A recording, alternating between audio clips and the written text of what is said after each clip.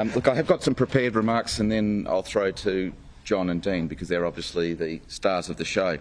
But today is a momentous day in the history of the Sydney Swans, and it is a day of reflection and celebration for what has been, and it's also a day of optimism for what lies ahead under the leadership of Dean Cox. It was, I guess, 18 months ago that John Longmire advised us that he felt that his time as a senior coach was approaching, and he was unsure if that would come at the end of the 2024 season or 2025 season.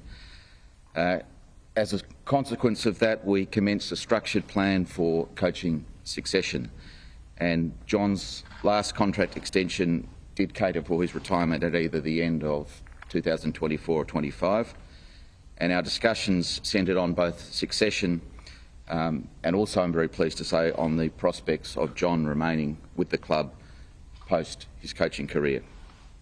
Last week, John advised Tom Harley and myself at lunch that after long and careful consideration over the course of the year and subsequent to the end of the year, that he felt that now was the right time to step down for himself and for the club.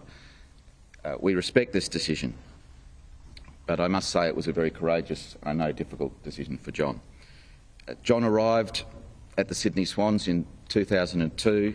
He was a fresh-faced man at 32. He served as assistant coach under Rodney Eade and Paul Roos before ascending to the senior coaching role in 2011. And over his 14-year tenure, the longest coaching tenure in the Sydney Swans' 150-year history, John coached 333 games with a winning percentage of 63%, and he guided the club to finals in all but 2 seasons. Under his leadership, the Sydney Swans participated in 5 grand finals, obviously winning the 2012 premiership. This represents a strike rate of better than 1 in every 3 years, making the big dance over his 14-year career, and I can only say it is clearly a remarkable achievement, John. I'm very pleased that John has agreed to remain at the club in the role of Executive Director of Club Performance post his retirement as Senior Coach, and this follows in a similar vein after the retirements of Ron Barassi and Paul Roos, so it's a pretty good track record you're following there. John will report to Tom Harley, and he will be responsible for and implementing strategies that ensure that the Sydney Swans remains a leading high-performance club and the leading high-performance club in Australia.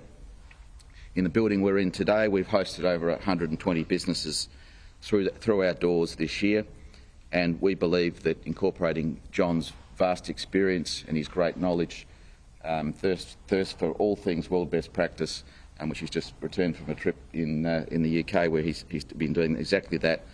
We believe that with his input into the club in terms of club performance and the overall commercialisation of this building in particular, that the potential for revenue generation and commercialisation is unlimited.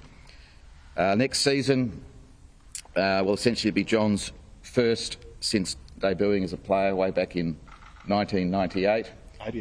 1988. The players, that was last century. I think your first game was in the UK, wasn't it, London? So you've returned Battle of Britain.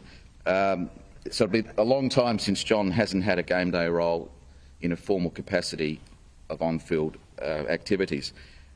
He'll be an interested observer, and you can savour, John, the relative calmness and joy of being a fan, although God help any fan sitting in the vicinity of John on game day next season.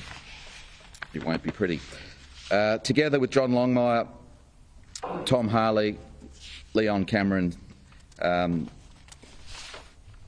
sorry, I'll go back a bit.